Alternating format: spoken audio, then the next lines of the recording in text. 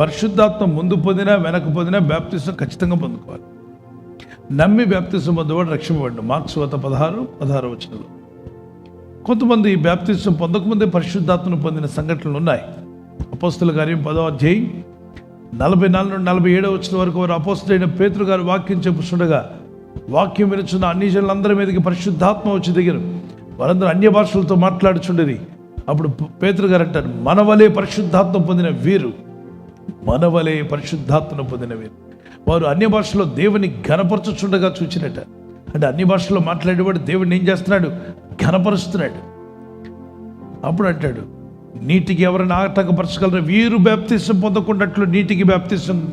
అంటే అక్కడ పరిశుద్ధాత్మ పొందేశారు బాప్తిసానికి ముందే.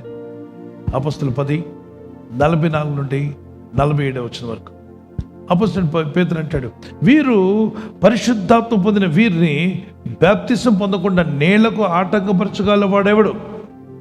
అంటే దాని అర్థం ఎవరు ఆటంకపరచడం లేదు. నీళ్లకు లేనిలో వీళ్ళని తిప్పి బాప్తిసం ఇచ్చేయాల్సిందే. ముందు బాప్తిసం పొందిన, పరిశుద్ధాత్మ పొందిన, బాప్తిసం తర్వాత పరిశుద్ధాత్మను పొందిన, బాప్తిసం అనేది మాత్రం ఖచ్చితంగా అవకాశం ఉన్నవారు తీసుకొని ఆయన సాక్షులుగా జీవించడం దేవుని చిత్తం.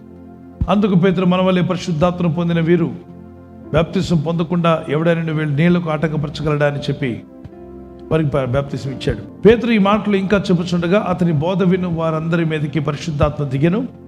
సున్నతి పొందిన వారిలో పేతురుతో కూడా వచ్చిన విశ్వాసులందరూ పరిశుద్ధాత్మ వరము అన్యజనుల మీద సైతము కుమ్మరింపబడుట చూచి, వినండి, పరిశుద్ధాత్మ వరము అన్యజనుల మీద సహితము కుమ్మరింపబడుట చూచి విభ్రాంతులుందరి.